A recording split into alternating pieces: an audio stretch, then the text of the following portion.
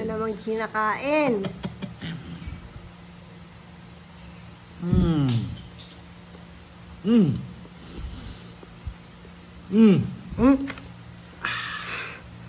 Melts in your mouth. Kay Dodo mo pa. Ay, hindi pa pala siya pwede niyan. Uy, kain po tayo. Solid talaga. Kahapon ko pa ito kinikrave dahil parang nagana lang tayo. nabitin ako kahapon, di ba? Walang trabaho. Ay, mas sobrang busy. Hindi na po nagawa. Yung saan kasi tayo kumain? Spiral ba yun?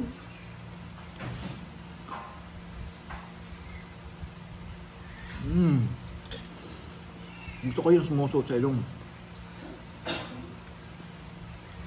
Tapos ito po yung sobra. Sobrang sarap. Tingnan mo, pinrito mo din yung dating sobra mo, iniyaw ko. Di, yung may buto kasi yan. Ah, okay.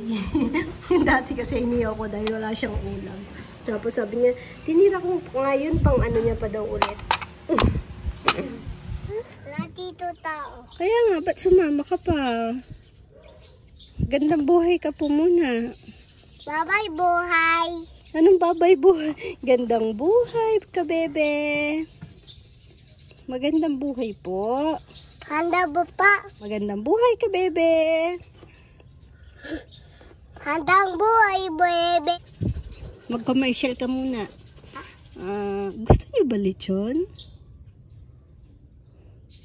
Yung lako tito, dede.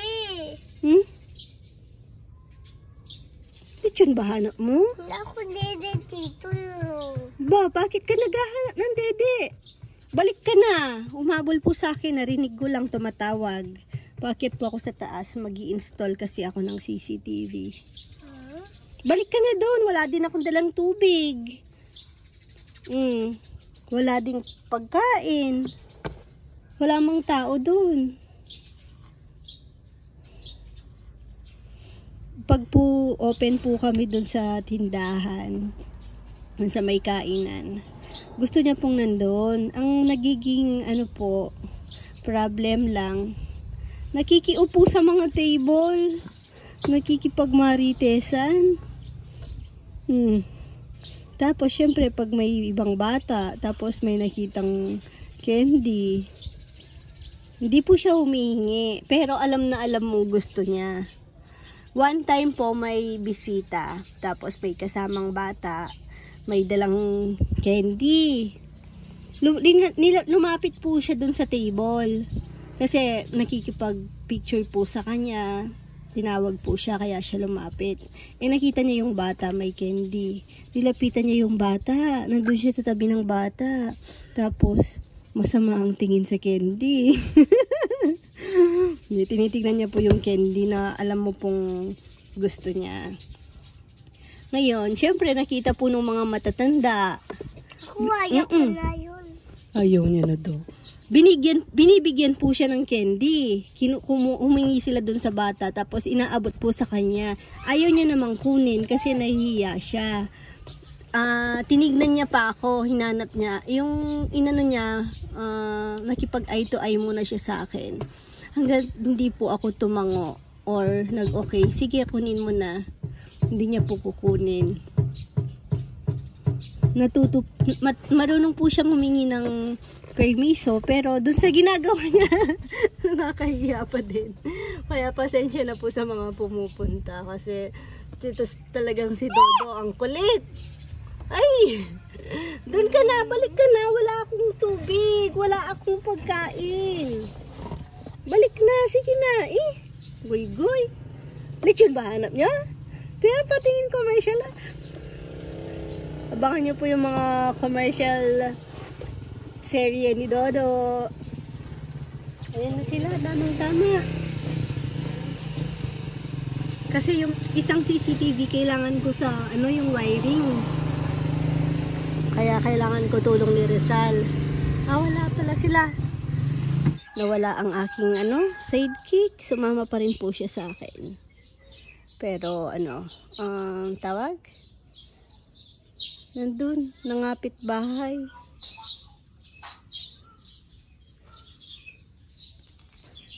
Pagpapalagay po kami ng ceiling fan na lang dito. Ay, di ko sure kung ano yung nabili. Nakabili na pala si ka-farmer. Kahapon umalis po kami. Pumunta kami ng Guagua. Di na po nakasama si ka-farmer. Bali kasama namin sinaan, mga bata. Umuwi po kasi yung lola ko. Nag-ano na siya, for good. Kaya pinasyalan po namin. Si Rowan nga, ayaw pang umuwi. Late na rin po kasi kami pumunta ng Guagua. Los 4. Ang mga nakarating po kami doon, mga 5 na, or 5:30. Tapos umalis kami, mga 8:30. Umuwi. Tignan nyo, nakikipagmaritesan doon. Pag konti na lang bulaklak, ititrim ko to.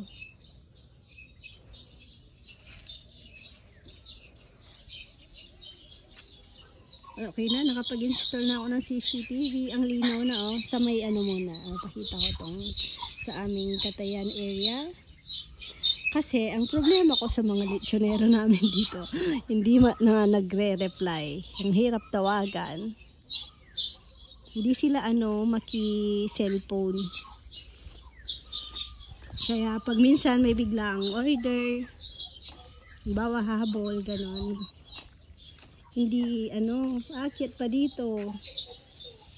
Minsan wala po kami. Diyan mabilis na. Naririnig ko boses ko doon. Ibig sabihin, ang lakas, no? Tignan nyo, nandun ba po sa may kitchen doon, sa Catayan, yung CCTV. Galing. Mas malinaw po siya. Kasi itong nabili ni ka-farmer dito sa store, yung tag 300 lang, okay din naman. Kasi kung madami kailangan mo, okay na. Kita naman din yung mukha. Pero dito sa Catayan, mas malinaw yung sounds. Ano to MI, nagtry ako 1.2. 1.2 po siya pang indoor. Tapos maganda quality ng video. Oh, tignan nyo, pati si Queen naririnig ko doon sa bahay doon. Pag po kasi walang tao dito sa farm, kahit may bumubulong lang, talagang maririnig mo dahil tahimik po dito sa amin. Tapos may habol po kaming lechon. Dapat wala kaming lechon ngayon, pero may biglang humabol, 2. Bababa na po ulit ako. Wala kasi si Rizal, yung 2 naman, i-connect pala sa, ang tawag doon, sa ng ilaw, bukhelya ba tawag doon? Basta yun. Hindi ko kaya yun, sa kuryente. Natatakot akong baka makuryente ako. Mas marunong si Rizal. Hintayin ko na lang siya, tapos balik na lang ako. Happy ka. Ay! Nakakagigil si Nemi pag nag-i-smile. Nang isang araw wala sa mood. Ngayon naman, tignan nyo. Shh, smile. Ay! Boy, gilagi. Asan daw yung nose? Saan yung nose? Nose? Ang galing ng baby na yan. Ay! Asan daw yung nose? Nose. Nose ni Lolo. Nose ni Lolo na lang. Say nose ni Lolo. Kurot mo nose ni Lolo. Bunay! Bunay! Kurot mo daw nose ni Lolo. Kurot mo nose ni Lolo. Nasaan yung nose ni Lolo? Kurot mo muna nose ni Lolo. Ay! Ay! Kurot mo muna nose ni Lolo. Asan daw nose, Lolo? Nose. Saglit! Kurot nose. Ayun! 9:30. Ayun ang nose. Ay! Ay! Ang galing yan mag-kiss. Pero wag mong kiss si Lolo. Alagi ni Lolo. Si Mama. Kiss mo si Mama. Kiss. Kiss Mama. Ay, kulangot. Oh, kiss. Ay. Nasaan daw ang ngipin mo? Ay, kapantalo.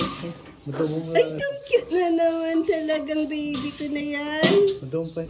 Chun-chun! Ay, ang bilis ng damo. Tignan nyo. Di ba po nag-trim nung, kailan lang yun last week lang. Ang bilis, may flower na agad.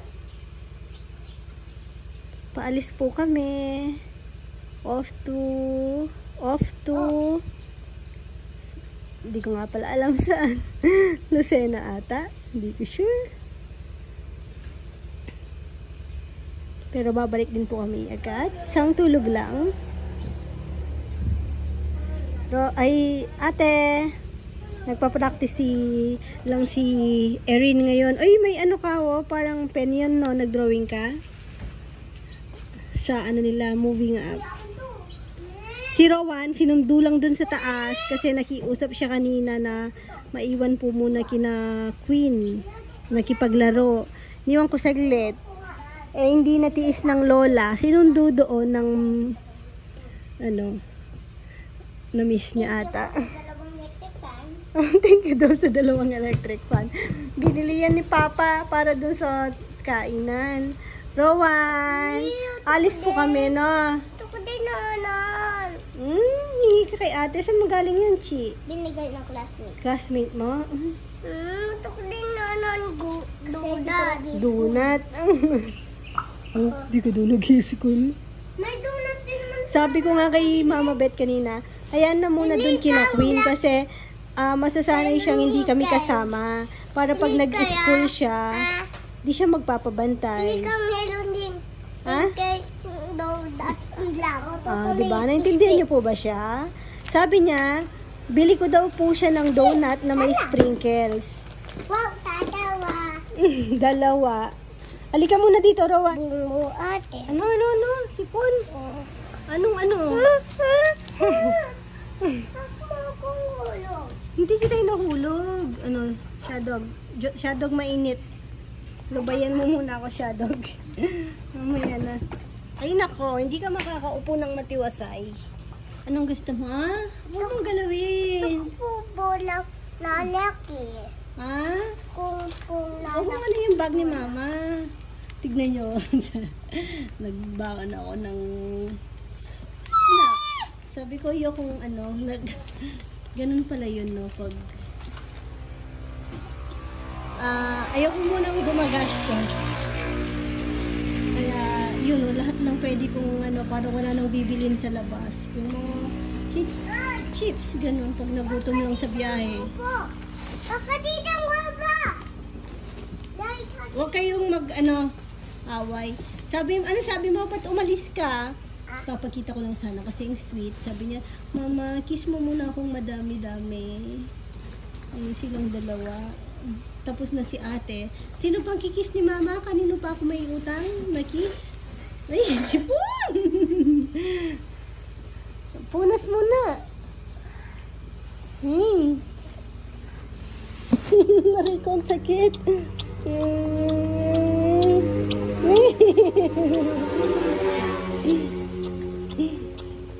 Tama na. Sipon na yun eh. Kaya nga. Ano ko nga ears mo?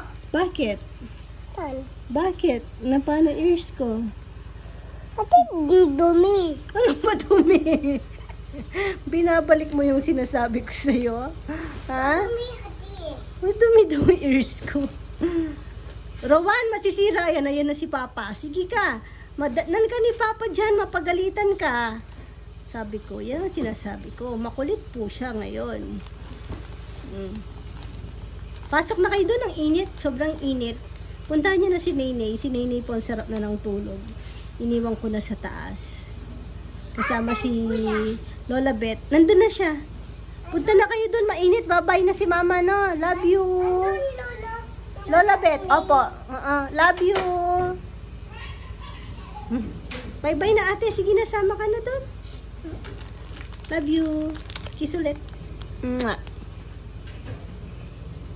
Nihintay ko lang si Ka-Farmer kasi yung cooler hinakyat dun sa taas. May mga soft drinks.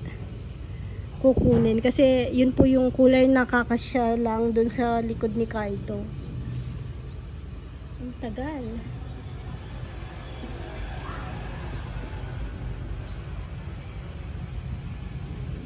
Nakakalungkot pag ganyan na aalis. Siyempre, yung mga bata, yun lang naman talaga yung pinaka mamimiss ko, siyempre. Tsaka yung pag wala ka sa bahay, siyempre at home na rin ako dito. dati, ang tagal ko nakapag-adjust yung nag-asawa ako. Parang kahit mga ilang years, yung na homesick po ako. Siyempre iba po yung kinalakan mong bahay, ganon, tsaka lugar. Tapos, sabi ko nga kay ka-farmer, ngayon pa lang ako nakakapag-adjust na yung talagang yung parang tanggap mo na dito ka na sa Arayat. Siguro nung naging na kami, lumaki na yung pamilya namin. Tapos may sarili ng bahay. Ayun. May tumatawag. Ayun. Good news naman po pala yung tumawag. Pa? Anong oras na? Huh? Nagfi-fishing at nagpupul pa tong mga boys na to.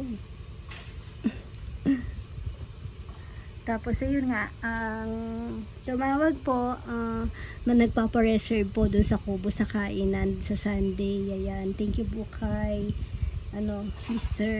Gonzales na lang. Isang buong lechon po ang order niya. Tapos isang pamilya po sila, sa kubo nila kakainin. Tapos order na lang po sila ng mga kanin daw, soft drinks, at kung ano pa po daw ang pwede nilang order din sa Sunday. Ayun, kasado na yung isang lechon namin nun. Ayun, maraming pong salamat sa lahat po, syempre, ng sumusuporta po sa amin. Saka yung mga yung mga bago pong, marami po kaming mga walk-in na hindi naman po viewer, yung nakita lang sa Facebook, tsaka yung mga nag-order ng lechon.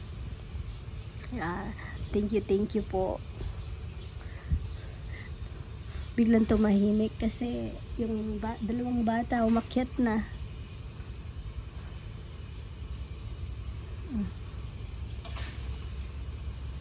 Nakakatuwa yung CCTV namin sa lechonan ngayon. Pag kinukulit-kulit mo yung mga naglilechon doon. Kanina, naririnig kasi nila. Yung maganda po yung ngayon dahil hindi ko na kailangan pindutin yung tawag. Parang yung kasing nasa kainan, parang pag nagsalita ka, hindi ka maririnig dun sa kabila, or hindi mo maririnig yung sasabihin nila. Kailangan hintayin muna. Bang tawag doon? Parang radio, ganon. Kailangan salita, hintayin mo munang matapos bago ka magsalita. Hindi gaya dito sa bago na continuous. Pwede kayong parang nagsasalita lang, ganon. Parang nag-uusap lang kayo. Tapos yung si Rambot puro ray nakakatuwa. Nag-aano sila doon, shout out.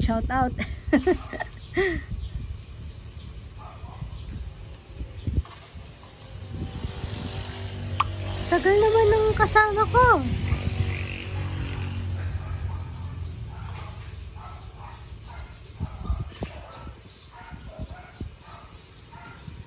Ganda na ng talisay. Parang gusto ko na lang alisin tong dalawang maliit na to. Palipat ko na lang ata eh. Kasi tignan nyo, pag lumaki siya, parang hindi na bala siya lalaki. Ewan, yung dalawa lang yan eh.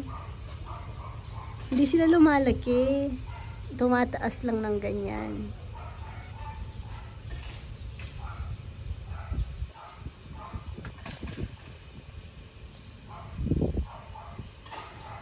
Ang laking tulong na po nung talisay na yan sa namin, sa lilim. Pag umaga doon, makakapagtambay na po kayo doon sa table namin na yun yung parang yung marble doon. Hindi na mainit hanggang mga alas 11 pa lunch. Ayun, tagal naman.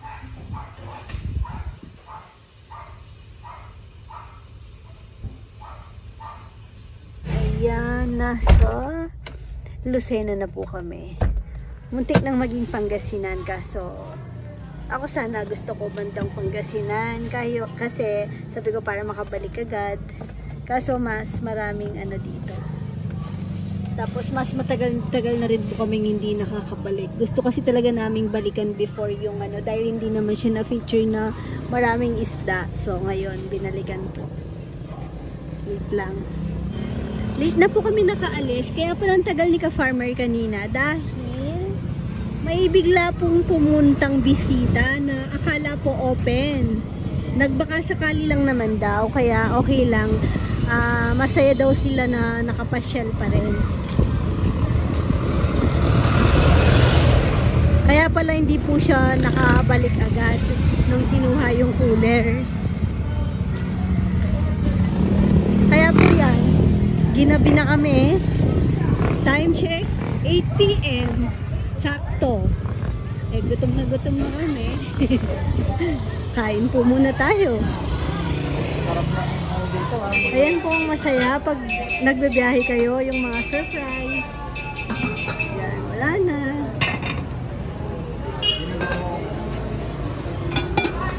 Ayun, meron pa. Mukhang doon na lang ako.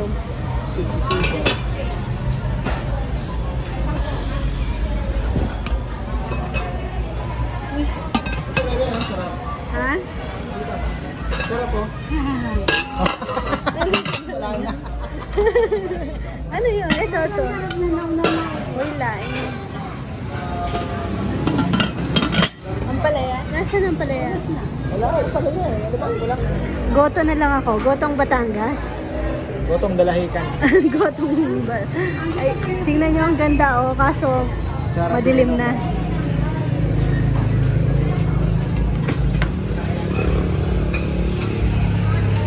Mukhang masarap.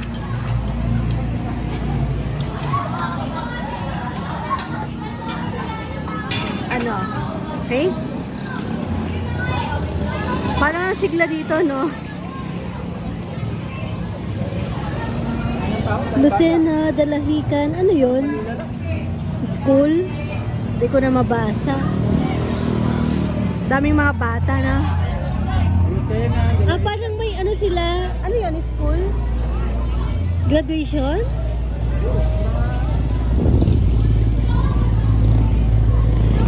Year-end party ng mga teacher. Hindi ko sure. Kain po.